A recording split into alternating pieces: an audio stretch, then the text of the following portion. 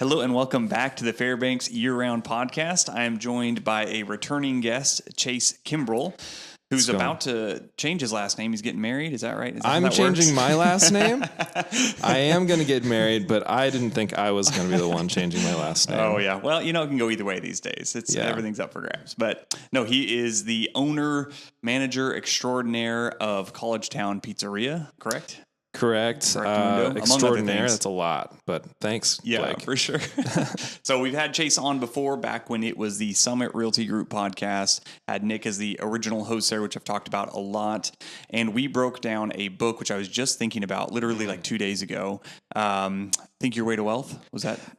Think Your Way to Wealth by Napoleon Hill. Yep. Yeah. Think Your Way to Wealth. Because the other one is Think and Grow Rich. It's not that one. It's Think and Grow. Yeah. The titles, it's funny how those are just so close. And he's got a few others that are easy to kind of mix in there too. So I think they're shooting for the same goal, and I haven't read Think and Grow Rich in a long time, so I can't speak too intelligently on it. But when I read Think Your Way to Wealth, I was on a hunting trip, which is a great time to do it. Whoa, I'm getting crazy there. Coming a little closer. No, I'm joking. No, I just figured I wanted to change my posture here. We have these fancy mics for the people who are not watching on stands, which I like to play with pretty much the whole time we record. But anyways, Think Your Way to Wealth was awesome. I've been hearing more and more podcasts do this, and it was the first time that I'd heard it. It was actually in the podcast room with you. We kind of just broke down. You actually read the chapter names, and just reading chapter names was so insightful. And then we broke down a few of the high points. We should do that again someday. We should. That'd be fun. Yeah. And just kind of take highlights out of whatever book it is. Anyways, I've been hearing a lot of podcasters doing that. It's kind of a fun summation of, whatever, an hour for a big long book. I got off track there. So we didn't talk about pizza. So we're going to talk a little bit about pizza today, probably not the whole time. Yeah. And Chase came in on very short notice, which was great, had a cancellation. And a little bit behind the scenes for the listeners here is my wife is very, very close to having a baby. And depending on when you listen to these things, there may be a baby. So there is probably going to be a few solo episodes. But for the most part, it's not going to feel very different for you guys. Congrats, bro. Thanks. So I am looking forward to that. I'm taking today, which, again, I'm really opening up the behind the scenes here, and I'm probably going to pump out quite a few podcasts. So there's something so you guys won't even notice that I am gone. And so anyways, thanks for Chase coming out. College Town Pizzeria. I know the story pretty well, but okay. How did you give us? Well, yeah, we'll start with how it came into your hands. Okay, yeah. So a year and a half ago, December 2022, I made a deal with the former owners to buy it with an owner finance. And so currently I'm paying them a certain amount a month, and I am the owner now, and it was kind of a quick thing. One of the owners, the operating owner, was feeling very sick at the time and just not very well, and so he needed somebody to step in, and he put it up for sale. I came into the picture. Yeah. Easy peasy. So for those of you that don't know what owner finance is, this can be for anything, but generally that term is used when purchasing real estate. And instead of getting a loan from a bank or, really it's going to be a bank, some kind of lender, the previous owner is going to carry that note for you. So it's very much that they become the bank for you. So from the buying side, it feels very similar, but there's a lot of big differences. One is everything is negotiable. So down payments are not set by a bank or some third party or the government, which a lot of loan programs are. That's how they set those down payments. Interest rate can pretty much be what you want it to be. There are some regulations on how high interest can go. And then term, as far as how long you're paying something off, what you want your monthly payment to be. What most people are used to is they go to the bank. Let's say you get a conventional loan and you need 20% down, and the interest rate is whatever the interest rate is. We'll say 6.5%. And then you're going to have a 30-year note that you pay the whole thing off in 30 years. You can get really fancy with these things. You can pay interest only. You can pay it off in 5 years. You can have it where, hey, you're going to have a big balloon payment after 5 years, but you've been paying down a little bit. So that's always fun. And the reason this happens a lot for businesses, this is very, very common for businesses, less common for houses and common again for land, is businesses are hard to sell based off their valuations. So when you're buying a house, You can look at the physical representation of the house. The bank can value that. That's what appraisals are for. When you're buying a business, you do have possibly the building, but you at least have, like in the case of a pizza place, you have the ovens and everything that comes along with making pizza. So those things are easier to lend on. But then you have what they call blue sky, which is, hey, we make this amount of money. And in a very simple way, this is not the in-depth way that businesses are valued, but they'll usually do some sort of multiple of revenue. So if you make $100,000 net profit in a year, depending on the business, maybe it's 3 times that is the value of that blue sky. And banks just hate blue sky. They especially in the case of restaurants. And so another way of evaluating a restaurant is specifically a restaurant. Some businesses are a percentage of their gross. Restaurants are quite a bit lower than most businesses are, and they tend to be closer to 40%. And so the price that I, especially then, would have gotten for my revenue, it would have been pretty low. So now it would have been higher. Yeah, but it's still right. Yeah, and valuations, you can go about it a bunch of different ways. And if you ever get into like investing into stocks and things like that, and individual stocks, you're taking numbers and you're trying to value these multi-million, billion-dollar companies. I guess we're getting to trillion-dollar companies now. That didn't used to be a thing. That's a thing now. It's been a thing for a while, I suppose. Yeah. But anyway, so that's what owner finance is. A little tangent there for you guys. If you want to buy a business, there are some really cool opportunities, and Chase and I have talked about this a lot. So business, if you're looking at investing, has some of the greatest like return on investment potential, but also is we're going to dig deep into this. It's also a lot harder to run a business than it is to run like a rental, and rentals can be pretty frustrating as it is. So anyways, that's something we'll kind of touch a little bit more on later. What's the history of College Town Pizzeria? Because I know we've talked about this, and I think it's pretty interesting. Absolutely. In Fox in 1993, it started out as Doghouse Pizza. It was Vince and Valesta Fusco that started it out there. What was that bar that it was attached to out there? Fox. I have no idea. Gosh. Howling Dog. Okay. Howling Dog Saloon. So it was the Doghouse, Howling Dog Saloon, right? And then in 1999, that's when they moved to College Road, 3535 College Road, sorry. Yeah. It was something else previously, but anyway, the things got rezoned. And it's been there since 1999. In 2013, a partnership called Two Seeds bought it, and that partnership sold it to me in 2022. So third owner. I'm the third owner, baby. Yeah. All right. Sweet. Yeah. All righty. And some of what would you say because there's a bunch of pizza places in town here. And my opinion is you're super close to the college, which is great. You sell by the slice, which is one other company that does that, or Costco, just Costco. Just Costco. Okay. Yeah. Us and Costco, boys. That's a very different pizza. And I love Costco, everybody. So I don't want anybody burning me at the stake. And I'm most impressed that they can take a round cardboard piece and people will buy it for pizza. That's my feeling of the Costco pizza. And you will see me eating Costco pizza because sometimes I'm hungry. Oh, yeah. And we've been shopping and it's so freaking cheap. I'm not going to lie. I was there just last night with the fiance. I had a $2 slice. I really did. Yeah, that is hard to beat, but you can tell, and again, it's not really, I don't think you're competing with Costco because you have a very different offering. I agree. It is technically pizza, but it's two totally different kinds of pizza. So right. Yeah, quality is much better. I think so. So yeah, our thing is we have New York crust. We have a dough that is 5 simple ingredients. Our sauce is made in-house. Everything's made in-house except for our gluten-free crusts. But we offer top quality for top quality people. I'm kidding. That's not our slogan. I'm sorry. We don't have a slogan like that. He's really pushing that. Yeah. Come on, guys. Come on. Buy some pizza. Yeah, for sure. Yeah. No, I didn't realize that. So that's good to know. Yeah. So really great simple pizza and easy hours. What, 7 days a week? 11 to 9, 7 days a week. Yeah. Yeah. So no breakfast pizzas? No breakfast pizzas yet, buddy. Come No on, dessert man. pizzas either. You know, and I'm not saying you should open for breakfast, but I was really surprised when Taco Bell started open for breakfast, and Right. they have some pretty good options there. I Yeah. gotta be honest. Cinnabon coffee, dude. I love that Cinnabon coffee. I really do. Not whatever the Crunch Wrap breakfast yeah. variety is With the eggs in it, yeah. Well, congrats. So that's going on. So everybody go get yourself a slice or a whole pie. Do you call it a pie? Oh, yeah. Okay. Good. Absolutely. Yeah.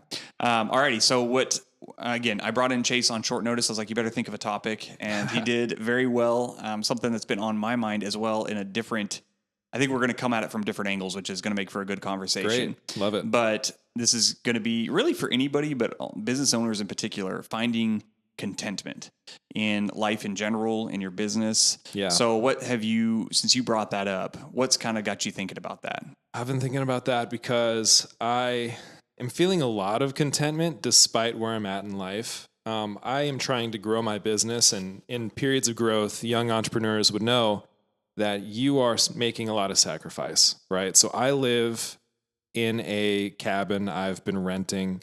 I have a paid off vehicle, but it's also 18 years old. Mm-hmm. I am just trying not to spend a lot of money. And I used to be a spender. I really haven't bought anything crazy. Like the last thing that I bought for myself was a $45 used guitar pedal. Like it's not crazy. Mm-hmm. And that's probably the first thing I bought for myself in many, many months. I don't buy a lot. I used to be a buyer. I'm a spender. I like to have things, and that's just not who I have been lately. Mm-hmm. It's not who I can really afford to be right now in this period of growth. And that's not, but I'm finding a lot of contentment from that. I find frugality. Yeah, there we go. Fragility. Frugality. The fragility of frugality is something that we could talk about, but no. Yeah. So we get really deep here. Oh, being frugal is uber satisfying when you really hit it hard. And there's times when you really want things. It's a real big mindset shift because, and I've never been a huge spender, but as with everybody, you go through seasons. I made more with real estate. I made less with real estate. And when you make more, you're feeling like, hey, I can afford to get this. I can buy this. Yeah. And you just kind of cut loose, that feeling. So I did want to say congrats to you. So you're living in a dry cabin when you indeed own a duplex. But you looked at the numbers and you said, hey, if I live in this dry cabin, I can make more money for myself, and being willing to do hard things. Right. In a time when, you should be willing to do hard things, I think, is so super kudos to you. Thanks, bro. And if there's anybody out there that is struggling or spending less money makes everything better. It really does. It's so much better. And there'd be a time maybe in my life, hopefully, where I can just spend as much as I want. But for most people, most of their life, if not all your life, that is never going to be the case. And just being real, unless you get really wealthy, which is a very small percentage of people, you're going to want things that you're not going to get. And then you're also going to realize that it doesn't really matter that much for most things. Yeah. Because when you buy that thing, it is not as satisfying as you want it to be for whatever reason. The new car or this or that, it just becomes another thing in your life. And it becomes another maintenance item in your life that people don't talk about, where, okay, you've got all these four-wheelers and side-by-sides, and okay, it's cold. I got to bring the batteries in. Oh, I didn't bring the batteries in. Now I've got to replace those batteries, and this has gone out. And, when we talk about vehicles, but everything in your life has a monetary cost at the beginning, and it has a monetary and time cost as long as you own it. And it could be minimal. Owning a wrench doesn't really cost you much time, but you do have to organize it every now and again. You know what I mean? So have you found satisfaction, contentment from wanting something and having the discipline not to get it? Do you know that feeling? Absolutely. Okay. I know the people by name in the music stores around here. Shout out to Johnny, shout out to whatever, Yeah. Love those folks, but it's just Fender came out with a new Stratocaster, right? It's this factory special with it's semi-hollow with an F hole, if my guitar people know what that is. Yeah. And we all know what gosh. F-holes are. Oh, okay. Okay. In the music sense. It's like a violin hole in an electric guitar, and so it makes it semi-hollow, which makes it just kind of a different thing altogether. I'm surprised that there's a new Stratocaster. Always. Always. Fender's something. always doing something. So like it's the same recipe from the 50s.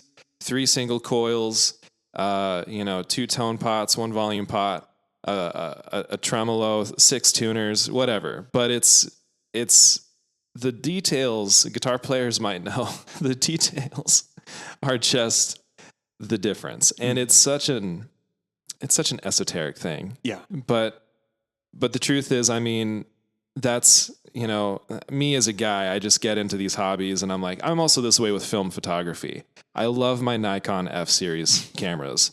I've got an F100, I've got an FM, 15, I've got, FM 20. I've got a bunch of stuff. Mm-hmm. I love stuff because my stuff is cool and it's pretty and it sounds good and it looks good and whatever. But hedonic adaptation is this thing where we get used to the things that we have and the nice things that we have. But if we take it away, we can get used to it in 2 weeks. Mm-hmm. We can live in a dry cabin and we're used to it in 2 weeks. Mm-hmm. We can live in a mansion and we're used to it in 2 weeks. We can have a Lamborghini. We're used to it in 2 weeks. Mm-hmm. We can drive a paid off junker and we're used to it in 2 weeks. Yeah.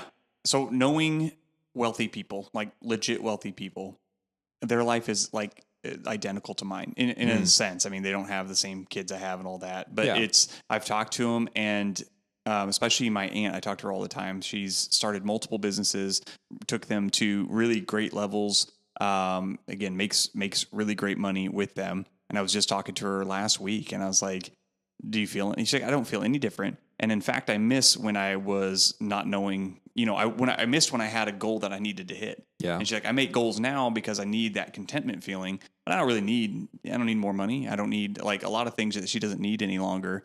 Cause she's already kind of hit those big major milestones that a lot of us are always aiming for. They're always looking for that next rung.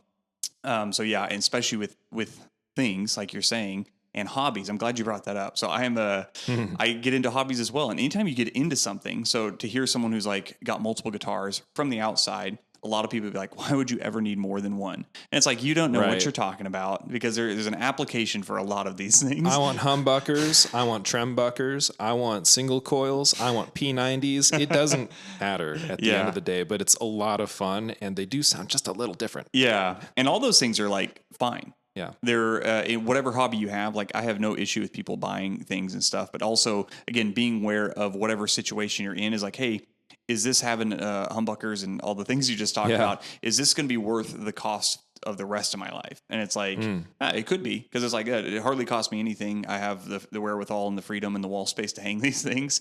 But whatever it is in your life, I think that's the decision a lot of people have to make, and finding contentment either with the things you can get, or without those things, because you can't, we'll just say, afford them at this time, or you have bigger goals. Because like, I could afford to go buy a nice brand new car. But I was just talking to my buddy about it. I was like, I'd have to have a lot of money in the bank to want to buy that brand new car, because it just doesn't mean that much to me, because there's a lot of other priorities that I want to spend the money on, even though, I can go get that, but you know what I mean? So there's always that choice. But again, finding, and me and my wife she's been more frugal than me. It's like when we sometimes we just feel ourselves getting a little loose. We look at our budget, we look at our spending, and we tighten all the things up. And I go to bed so satisfied that night. Yeah. It's the same as cleaning your closet out. It's that same feeling you get. And who's the spender out of you two? It would be me. Yeah. But neither of us are big spenders. Nice. So we're both pretty frugal, but when we got married, we were young. I was 18. Okay. My wife was 20. And I had $3,000 in my bank account, which is still a lot more than a lot of your friends at 18, but it was obviously not a lot of money. She had $25,000 saved up from, and she paid off her car in 6 months, because she's always been an excellent saver. And at that time, I was like, I really married up here on the the old money. Yeah. Really in every aspect, I married up. But yeah, how about you and your fiance? Yeah, no, she's the saver for sure. Because while I do appreciate when I can be frugal, I do appreciate that for myself. Like we're talking about now, just being content. It's been a struggle for me, but she is the same way. She will work and spend very frugally, really not much. She tells herself she doesn't have money. Meanwhile, she saves up money and really, well, she can't have any cash. If she has any cash, it goes. Yeah. So, there's some girl math here. There's some, but she does do her best to pretend that she doesn't have money. Yeah. Tricking yourself is a big thing Yeah. in a lot of aspects of your life. Tricking yourself to not have money. So I used to have one savings account and one checkings account. And really most of my money just ended up in the checkings account, swirling in there. And you'd see the number get bigger and bigger, and you'd feel a comfort level that comes from it. Now I keep that number purposely low. In fact, I think this is, besides like a weird snafu when I'm trying to like close out an account, I just overdrew my account as I'm just 30-year-old man last week. I was like, you gotta be kidding me, because I kept too little in that checking. So I had to, anyways, yeah. So I was like, wow, that felt bad. But anyways, I purposely keep it there because I like to see that and be a little bit stressed about the money I have. Even if I have it, and I put it in different accounts for various reasons. And so I can look through all my accounts and add it up. And of course, it's still my money. But the something in your head, it's like totally a thing. When you just quickly look at your checking account and you're like, ooh, there's only $5,000 in there, regardless of whatever else is out and about in the world. You're like, I better get to work, So tricking yourself with your money is legit. And it's kind of hard with this contentment, because I would like to talk about that, because you can very easily be stressed all the time about not having money. And it's good to be stressed if you really don't have money. It's bad to be stressed all the time, even though it's like you're doing pretty well for yourself. You need to find that middle ground. So how do you, kind of find that middle ground where it's like, hey, I want to be stressed enough to motivate myself, but I don't want this to be an overwhelming thing in my life. Can we talk about faith on the podcast? Is that all right? Yeah, for sure. I mean, just faith in God that things will work out. We'll be part of it. The other part is I don't know, just different techniques like cash budgets. I don't know. I sold some stuff, some equipment recently, and I got cash for it. And that was my budget for a little while. Just doing my best to minimize. But saying like, okay, no, I have some money coming in here. I have some money coming in there. What's the strategy? And just, in fact, you can say it's like life in this in particular is a lot like golf. You make good decisions. Your golf game, you're not going to hit things straight all the time. But if you make good decisions and plan where you're going and practice what you're doing, it'll be okay. It'll turn out well in the end. You might get par, you might get a bogey, you might whatever, but making good decisions will help that. Does that? No, I think you're right. You're adding everything brick by brick or swing by swing in golf. So in your life. So a lot of people are looking for the one hit home run thing that's going to get you to that next stage of your life or whatever your goal is, or the next rung of the ladder, however you like to look at it. But everything you do is additive, and everything is not going to be perfect. So every swing is not going to be perfect or stroke. But you can't, this is easy for people to do. We'll talk about diet. They're on a diet. They have one cookie and the diet's off, man. And it takes them 6 months to decide to get back on the diet. It's like, you know what? You shouldn't have had the cookie. We all know that. It's like for, whatever your goals are, cookies are almost never the answer unless you. Well, I love that baseball allegory because like just hit those single base hits. Yeah. If you do that enough, you will get a double sometimes. Things will happen. You'll pop off the right the ball in the right spot. You might get a home run, but just go for the single base hits. You could also strike out.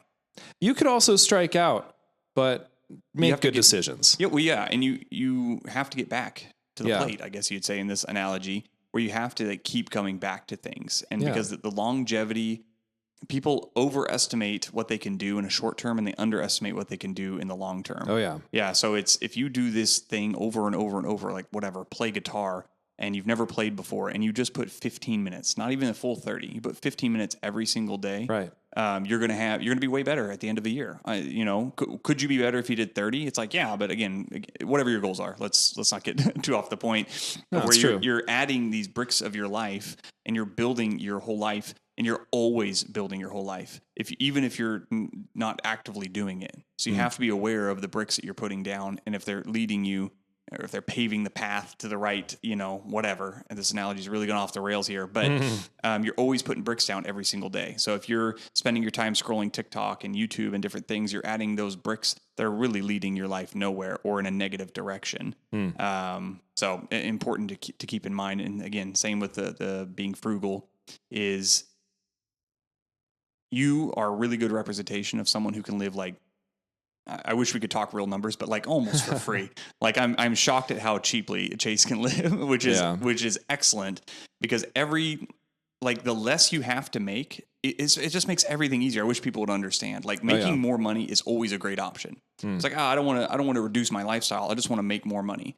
It's like, all right, that's great. Aim for the more money. Yeah. However, if you can find the wonderfulness of being frugal, and because it is, I think it's so great. But if you can find that, it just like makes everything exponential, especially if you end up making more money as well. But like saving money, you don't have to pay taxes on a dollar earned or a dollar saved. A dollar earned, you have to pay taxes on. So it's like, it's way, way better to be more frugal. And there's times that you are going to be able to spend, but finding, and you can come in on this as well. And I've been thinking about a lot. What you deserve is a weird thing. Deserving's strange. Yeah. Okay, back to faith a little bit. Yeah. I mean, who deserves anything? That's my opinion, right? Mm-hmm. I don't feel like I deserve anything, but I'll still work for it. Mm-hmm. I will still work for it. So if I don't deserve things, then I don't deserve, I don't know. I don't deserve a nice $90,000 truck. Mm-hmm. What do I deserve? Well, I'll work for if I want that $90,000 truck, I'll work for it. Right. I don't know. Does that make sense? Yeah, I think so. I'm going to chime in with my thoughts on deserve, because I have been thinking about it a lot. It's really simple. You deserve exactly what you've got. Okay. So if you have a $90,000 truck, you deserve that. But if you have that $90,000 truck and you have a $800 payment associated with it, you also deserve it, because you gave that to yourself. And if that's a big deal or a no deal for you, that's whatever it is. So when people, I think when you see what you think you deserve and what you have, when there's a separation of that, that's when people are frustrated. And they're looking a lot of times for outside causes to this separation. It's like, I deserve to be paid more. I deserve to have that nice truck. And it's like, you got to take things on yourself. There are outside influences. When I sell real estate, the market influences my business 100%. But if I say the market is making my business what it is, and I deserve more, or no one's going to say they deserve less, but if that probably does happen, you deserve less. You have to just realize, like, hey, I have control of what I have control of, and I deserve what I deserve. So if the market's hard, what can I do to do better in that market? Or if the market's easy, how can I make that more exponential? I love that. You've got what you've got, and you deserve that. Mm-hmm. And don't worry about the rest. If you want more, make yourself more deserving of it. And that usually means, making more wealth or developing your skills and growing in your field, or moving. Cause, like my brother, he was in a weird work position where he's like a great guy and blah, blah, blah. I don't want to get in all the details, but the people he was working for weren't really giving him what he needed.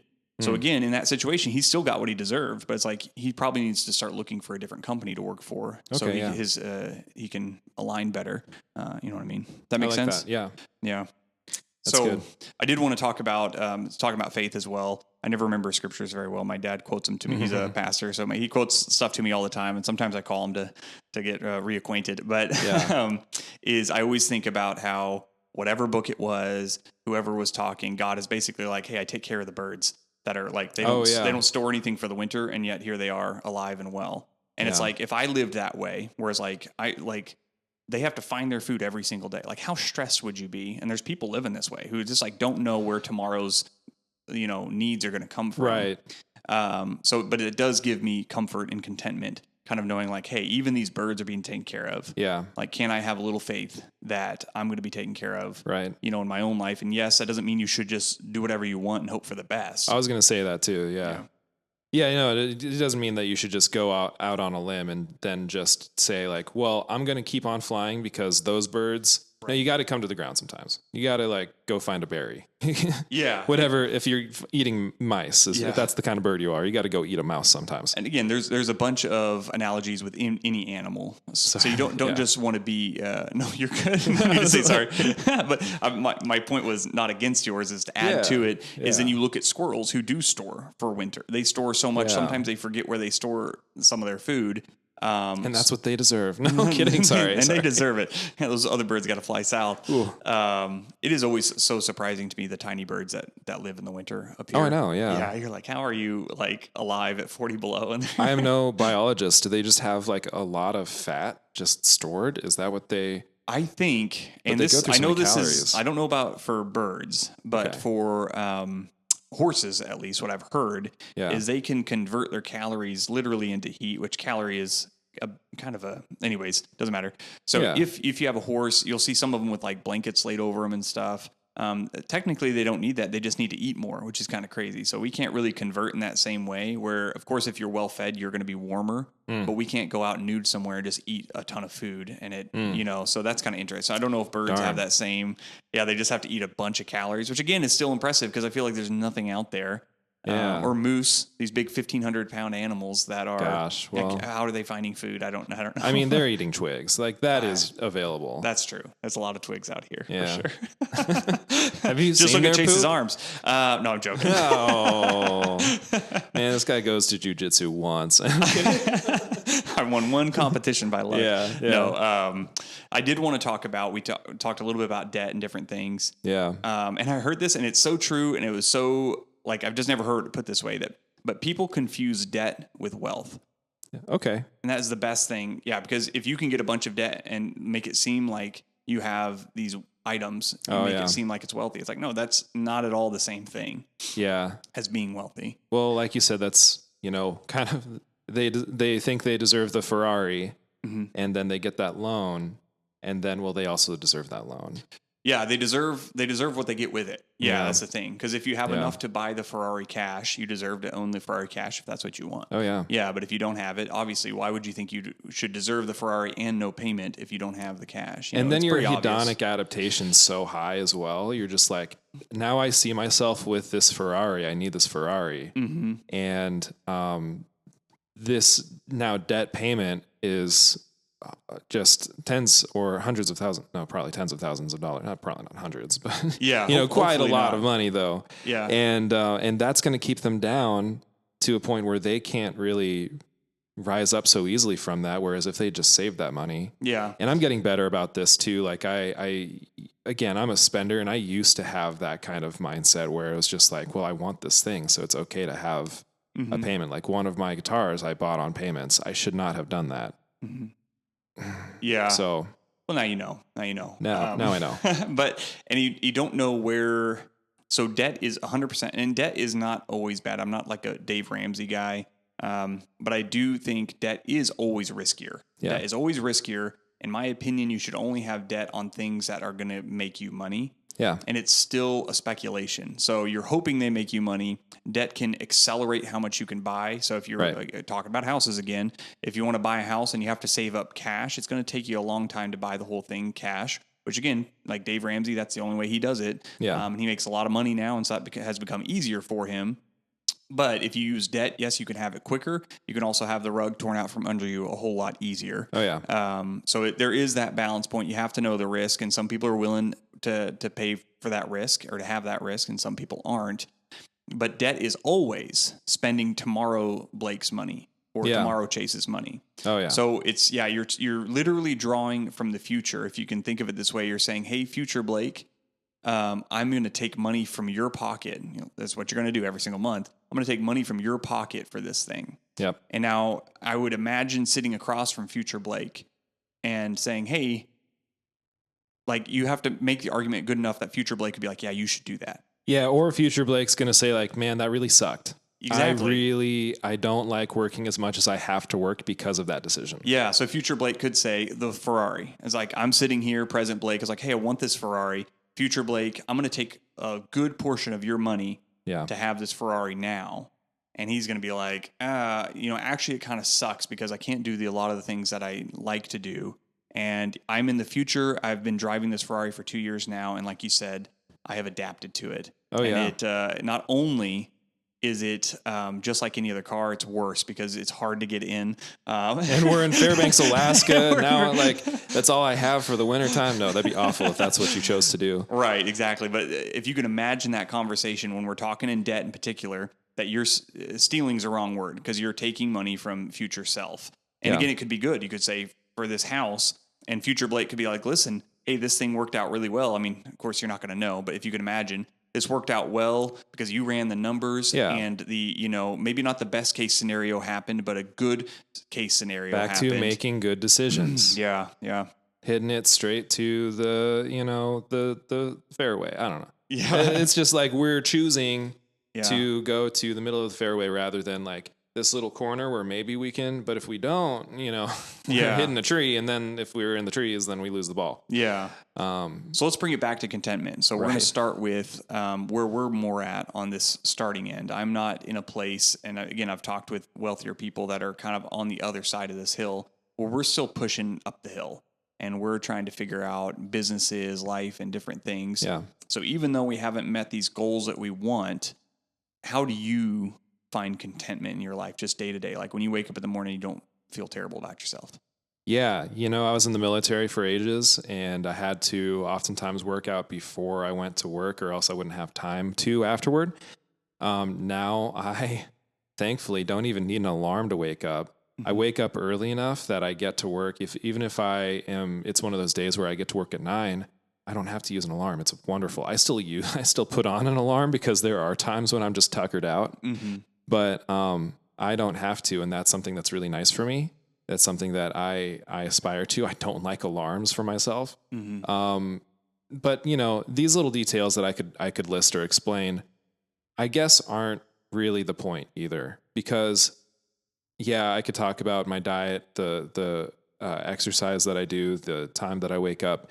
It makes me feel really good. It's about making those good decisions, but also it's about choosing to feel content as well. Mm-hmm. And just saying, I'm really okay with where I'm at. Yeah. And I'm really okay with the struggle. I'm really okay with these things that are going on. And maybe that's really hard if you're going through something right now. Totally understand. But when life is going well, just try to recognize that. Yeah. Because, and I like the choice of words, and you brought this up, contentment over happiness, joyousness, being excited, whatever it is. Right. Because I think in my life, contentment is a really good state to shoot for. So I like to be steady, Freddie. You're a very steady personality kind of guy. And I've always tried to be this way. And what people don't know about being steady, Freddie, is not only do you want to cap those lows when you're just like utter depression, and we'll talk on the clinical side, like someone who's bipolar. If you can think of if you know anybody this way or you have any idea of this, it's like one day they are so like in the dumps, everything's terrible. They can't imagine how anything could go good. And then the next day it's the top of the world kind of thing. So if you want to cut those, and I'm not talking for clinical bipolar, there's probably a lot of treatment for that, but I'm just saying in your own life, if you're looking at the bottoms, it's like, oh God, I hate when I hit this bad feeling. Know that these bad feelings are going to come, and understanding that you're going to make it through them is like a really great way to get through them, to make them less bad. Yeah. So it's like, oh, I feel terrible right now, instead of like, what can I do to not feel terrible anymore? And not that you should totally ignore that, but you should also just be thinking, hey, it's okay to feel terrible. I'm going to keep doing what I know to be doing. Right. And it'll kind of make that a little bit shallower on the bottom side.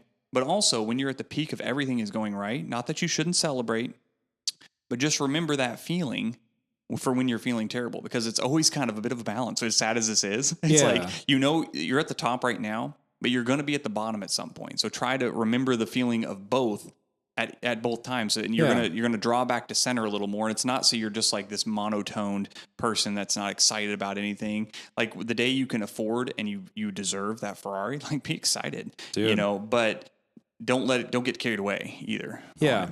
Expectation versus reality. Mm-hmm. Where's your expectation at for life? Is it kind of right where you're at? Yeah. Is it above or below? If it's too far above, I think that you're going to be not happy with yourself or at the world. If expectation is below where you're at, I mean, you're going to be a little happier probably. Yeah. Now, maybe if it's like too far down, I don't know. Yeah. I don't know what kind of cloud you're living on, but yeah. And I would say Chase and I are in very, very different paths of life and different time frames for those. And so nobody knows like where you're going to be at. So when I look at my life, most people look at my life and are like, yeah, of course you're happy. I've got it pretty good. I got a wife that loves me. I've got kids. Like I said, I got a baby on the way. I'm excited about that. I've got a pretty nice house. I'm not saying this to gloat, but more of the point of like, yeah, of course you're happy. It's like, no, I didn't have these things. Obviously I didn't start with 3 kids and a happy wife. So you need to be able to find contentment along the way. Like just literally, it's been a little over a year ago. I was in an 800 square foot house with 3 kids. Yeah. And they were living in a triple bunk because it was so tight in there and we were making do, but I was still happy then. Yeah.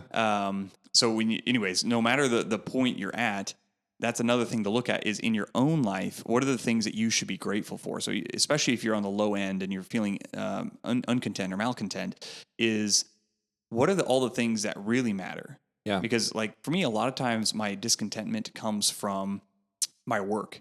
And then I look, I was like, oh, that's kind of the least important thing in my life. Do I need money? Yes. And everybody does. And so we can't ignore it. But it also becomes the focus where you forget of, again, the things I just talked about, my wife, my kids, all these, my friends that I have. It's like, I'm grateful for all these things I have in my life. And I'm letting one little part of that drag that all down. I met plenty of people in your position who don't have any contentment as well. Yeah. You know, they have a house, they have a wife, they have kids, they have maybe a nice business, or they're doing well in their careers, but they're just not content. And in fact, very, very not content. So I've just met all sorts of people, and if their expectation of their life is way up here, then that's what that's going to bring. And really, you're making good decisions. You have no reason not to have a high expectation of life, but I think you just realize that your contentment is, gosh, words are escaping me. Okay.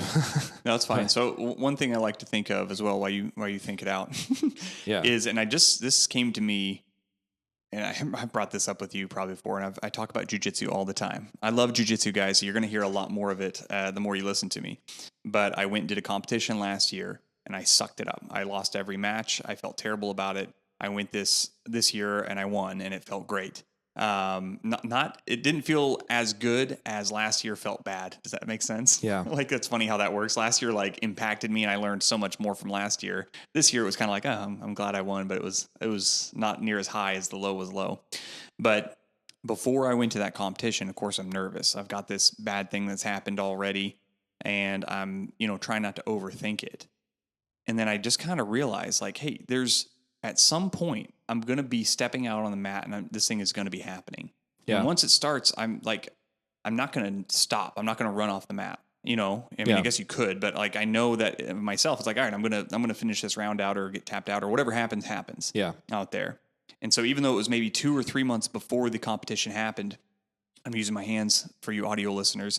You have this whole timeline of your life. You can smash it all down to today, or not even today, to this very instant.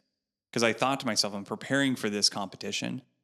And in my head, it's like, at some point, it's just going to be the moment. And that's your whole life. You're always going to be in this moment. Even though does that make sense? And it's kind of hard to say. You're living for now. You're living in the moment. You're always in the moment. Yeah. Like that's the only way. Yes, you're planning and stuff. Yeah. But at some point, you're going to be walking down the aisle with your fiance, who will very shortly be your wife. So excited. Yeah. So excited. But it's like, right now, it feels like, oh, it's however far off, months or weeks off. But like in your mind, you can just visualize like, no, at some point I'm going to be standing there looking into her eyes and it's exciting and all those things. But that also brings a lot of contentment, kind of knowing like I'm living all my life in one moment. Like it's always one moment. And I've not got a good way to say that. As I say it out loud, I'm realizing. No, you're good. That's what I was as well. But let's talk about, my fiance, right? We talk all the time about the future and things that we'd like to do. But we always remember to bring it back to, but I'm excited to be with you. And if that's all I really get, that's okay. Yeah. Remembering that we need some contentment here. Yeah. She wants lambs and sheep. Sorry. Yeah. Sheep. Goats, chickens, the whole she run. wants the whole shebang. She wants ducks. Awesome. And that's really cool. She wants a little pig, like in the house, like a little teacup pig or something. Got you. Hey, okay. You can tell when I have a friend on, yeah. And I always tell my wife this. I love making fun of my friends. It's one of my favorite things to do. If we're talking hobbies, that one's free. Like and for I the love camera? Yeah, much bigger arms. Yeah, I'm a pig, huh? Hey, I have to tell you though, and you're gonna love it when you watch this back. The angle of this makes me look huge, and this person always looks tiny. So you're gonna look like a miniature person compared to me. Yeah, rough. Chase has been working on it though. No. Dang it! I'm joking. Dang it! That's so funny. I forgot what we were talking about. No, just finding contentment in our lives and in our plans. Like, we try to remember, hey, this is the here and now. You are my here and now. You are also my future. But we don't know who we're going to be in 30 or 50 years. I want to have that 50th year anniversary. By the way, I remember my great uncle's 50th anniversary. The coolest thing ever. I was actually jealous as like an 11-year-old. I was like, dude, I want that. That's really cool. I like aspire to that. I'm 31 now. That was 20 years ago. Yeah. Goodness gracious. But I just thought it was the coolest thing. And I want that for my wife and I. But expectations, we don't know what's going to happen in our lives. Mm-hmm. I can't go to my 50th year after, I marry her and be like, well, I don't know. That didn't happen the way that I thought it would. No. Yeah. And I can't think too much about that right now. Yeah. That'd be insane if I did. So here's an extreme. Let's dial it back to even 5 years from now. If I don't have a 40-acre ranch, if I don't have the kids that we want, if we don't have, if we can't have kids, whatever, we have to find contentment anyway. Mm-hmm. She hates when I say this, but maybe we adopt kids. I don't know. Yeah. I don't think I'm a good enough person for adoption. No. It's a little bit of I've talked to my wife about this and we've gone back and forth.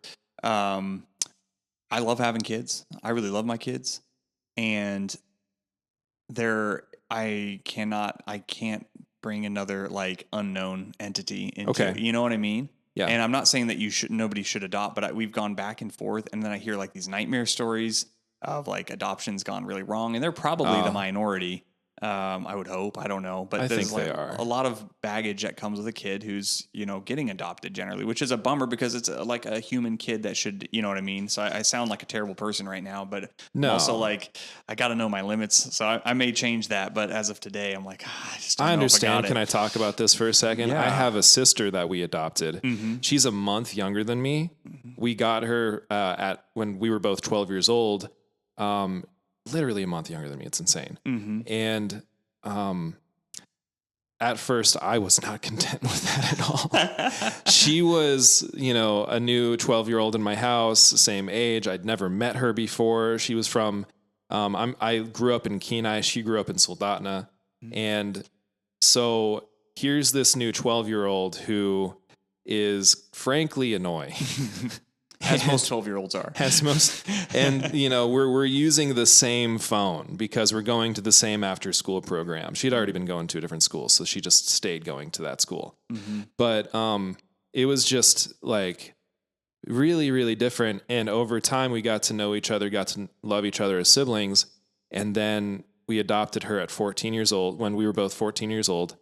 And it got a lot better and it got a lot easier. I will say as well that adoption, the younger they are, the less cultural, in the house sort of differences there are.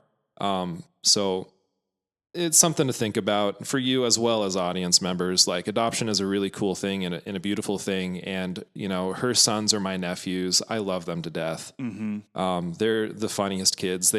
So I grew up being called Mac, not Chase, because my middle name has Mac in it. And so my mom has always called me Mac. I went to school as Mac. They my nephews call me Uncle Mac. It's the cutest thing. So I mean, I am absolutely pro adoption. I think that's a really cool thing, but not me. I think it should be outlawed. Oh no, I'm joking. I'm joking. Yeah, put them all in dumpsters like they do in China. No, that's terrible. Awful. That's terrible. Jeez. Wow, gotta cut that out. No, we leave it all in, unedited, baby. I'm sorry. No, you're good. No, I mean that's another thing. Actually, I have a cousin that was adopted from China as well. So The dumpster part wasn't just making that up. She's lovely, though. She really is. Oh, good. Yeah. Glad to hear it. Anyway. Well, let's swing off of that, and we're going to go to the other side of contentment, where I think we'll say it has gone too far, too content. Okay. Into the realm of, we can say it's no longer contentment of laziness, where it's like, I don't care to move myself forward. And I think there is some danger to that. Even we'll start out at the end of, what if you're wealthy? You don't have to work. You can do whatever you want with your life. Yeah.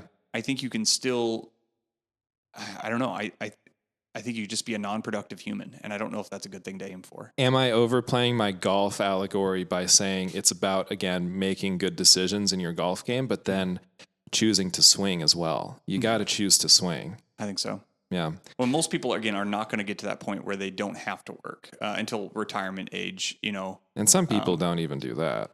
I don't know. I wanted to bring in today as well, because again, I'm just bringing whoever I could, but Chuck, who I've talked about a lot, who used to own Advanced Printing. Oh, yeah. I wanted to talk about him selling his business, because he's in a real weird spot. Really? Where he sold his business. But he loved the business. Yeah. And he is, I don't want to say bored to tears, because he's like finding things to do, but he is uncontent, because he's like, I got more in me. Yeah. And he's older. But he's like, I got something, like maybe it's my biggest thing yet. I think it's still there, kind of deal, which is great to hear. Yeah. But he's also like, he's in a really weird spot. Again, age is very different. He doesn't want to start this whole brand new business, when he's getting close to 70 years old. He's like, I don't know, how long I'm going to live, So how old was Colonel Sanders before he fried his first chicken? That's true. Right. 66 or something. I don't actually know Chuck, but that makes me excited for him that he feels this way. Yeah, for sure. Because if he finds his new mission in life, maybe he can really kill it.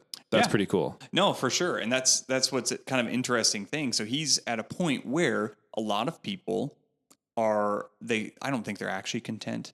Okay. They think they're going to be content to watch their TV and do the things. But what really happens, and this is like kind of funny, not actually funny, is they end up dying. And you retire, you sit in front of a TV, and you die in a few years. Yeah. And this is a real fear for a lot of people looking to retire. And I've just, by happenstance, I've got a lot of older friends and this has been a conversation I've heard many times. I don't want to just retire and die. I was like, here's the cure from this young man who knows nothing. You just keep doing stuff. Yeah. You're going to die eventually, but find a new mission. Yeah. I mean, if your mission is, I saw this on Instagram a few days ago, but it's this retired couple now goes to every Texas roadhouse in the nation, but it's fun for them. Yeah. Hey, if you're having fun, that's the thing. It doesn't, and when I say productive, it doesn't necessarily need to be something that's making the world better or anything, but it's like you just have to have this goal, even if it's fake. Fake is wrong, a wrong way to say that, because like visiting every Texas roadhouse, is that actually helping anybody? I don't know. Maybe it is, but if they're having a good time and they've paid their dues already, like why not? Like I don't think there's anything wrong with that at all. New mission in life. What is your goal? And I would need something a bit more than that, to be honest. I would need something more like, I want to travel to every capital in Europe. Yeah. I want to travel to, every country in South America. I want to go skydiving I wouldn't actually want to go skydiving in my retired age. Actually, that sounds awful. But you know what I mean though? Like just something better. I love film photography again. I would 100%, trek the world for photography. That sounds amazing. If I just got a National Geographic contract, are they still around, by the way? Did I hear that they're not? Am I crazy? Oh, I thought they were. Okay, you know what? I don't know. No, I don't know. Anyway. I assume they were, yeah. MTV, but MTV's still around somehow. I don't know. Whatever. Anyway, what I'm trying to say is, I would love to do stuff like that. And I think that could easily, for me, be a new mission in life after I retire. Mm-hmm. And I'd love to retire sooner than later. Mm-hmm. I'd love to not have to wait till 65. Right. But I've been thinking about this a lot. Like, what do I do? I've been thinking about, there's a ministry called Cadence Ministries that I benefited quite a bit from when I was stationed in Osan, Korea.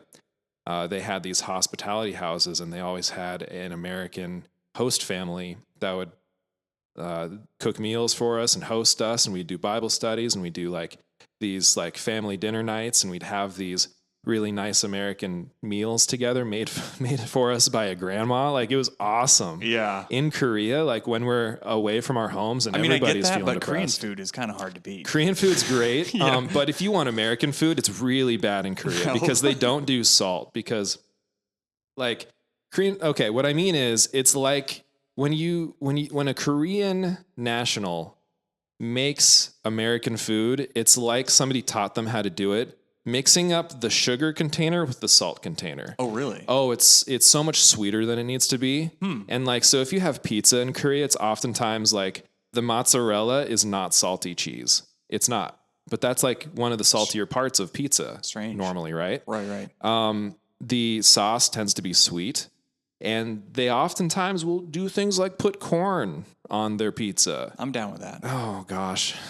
I like corn. I can't. I like corn on everything, man. You know what? I just, are we done with this podcast? No, I'm kidding. No. I'm so sorry. I'm so sorry. I leave? No. But it's just like, it's depressing. It's not like, I was really missing salty American food. I could get that. You know, so it was really nice to have this grandma, not an ajima, but a grandma, you know, make us some nice food. It was so good. Spaghetti and meatballs and stuff.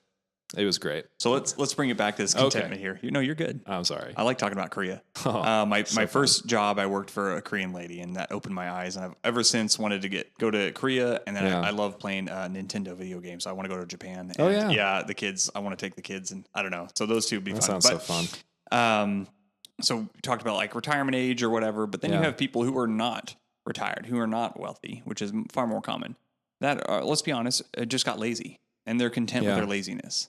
And that is not good. That'd be I would say the negative side, where you're just not doing what you know you need to be doing. And you either know that already, or you've hid that from yourself by, a lot of people get busy with things that aren't what they should be doing. Yeah. You know what I mean? Where they're like, hey, I'm busy all day. Everybody talks about how busy they are. I've decided to stop saying that because everybody is doing something all day long. So you can always say you're busy. It's like, yeah, I'm doing stuff 24 hours a day. Like, yeah, me too. I sleep 8 of those, but you know, I'm always doing something.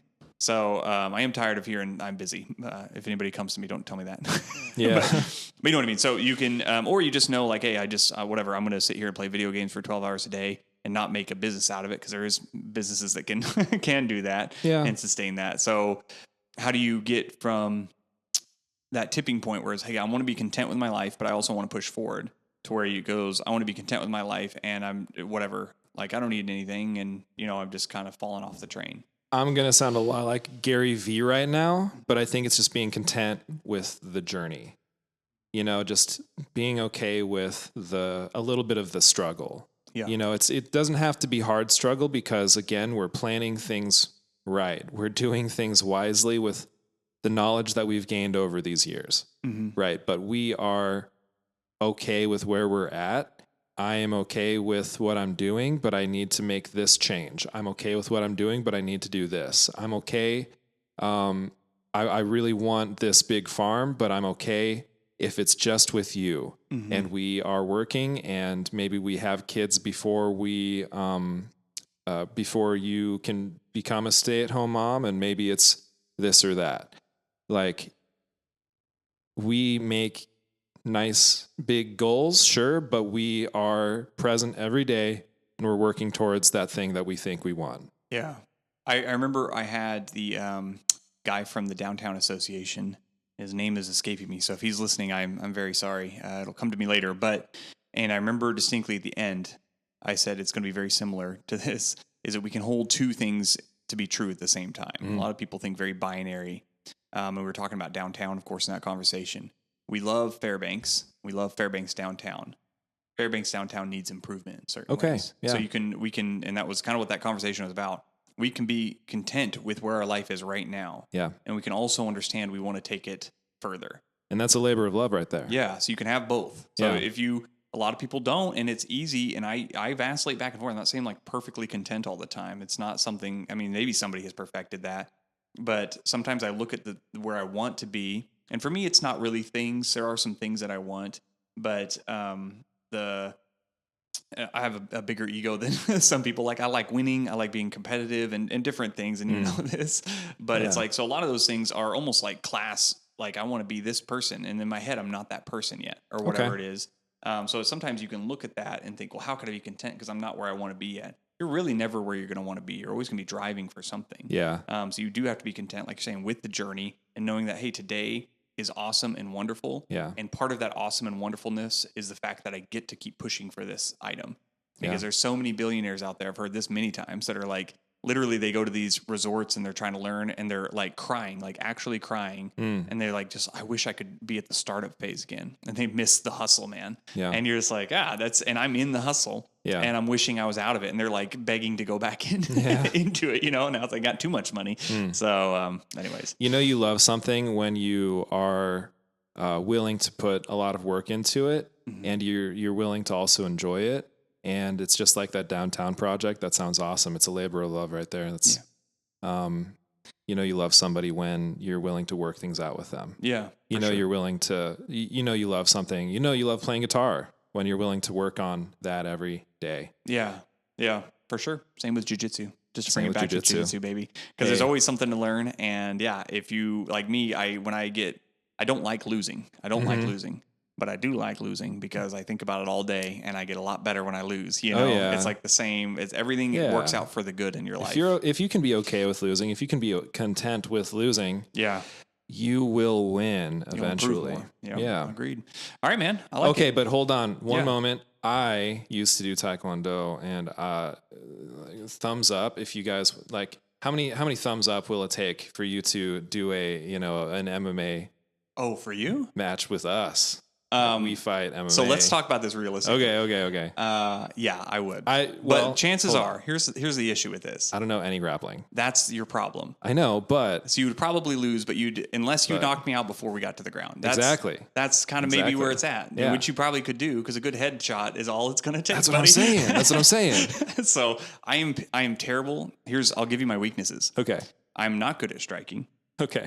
And I'm not really that good at takedowns. And so there could be a very good chance that you could just stuff me the whole time and knock me out. I would maybe be willing to do these things like once. I'm really just messing around. I would 100% do it. Yeah? So you hear him backing up. Okay. What's really going to happen is he's going to get choked out and it's going to be embarrassing for him and his whole family and he won't be married any longer. Oh, what he doesn't know, guys, what he doesn't know is that I'm going to go to jiu-jitsu beforehand and learn all of the techniques that he... Yeah, I'm glad you can do that in a few weeks. Yeah. It is a very easy sport. Anybody who wants to do it, you can master it in just about 3 weeks. That's all you need. My fiance used to do wrestling and a few weeks ago, just randomly, she started putting me in a headlock and I was like, I don't know what to do. I don't have a clue. I would be open to it anytime. Here's my one problem. I would love to do MMA. Yeah. I also realize I'm probably too old for it. And the head trauma is like the biggest thing. Like I like the striking. I love all that, the technicality of it. Yeah. But even in practice and sparring, you're just getting hit in the head so much. It's like, even if somebody is out there trying to kill people in sparring. But for the most part, like if I'm sparring with someone, I'm trying to touch their chin so they know I could. Yeah. But every now and again, you hit a little harder than you expect, or it just kind of happens, gets intense. Oh man, I have a glass jaw. Okay. Yeah.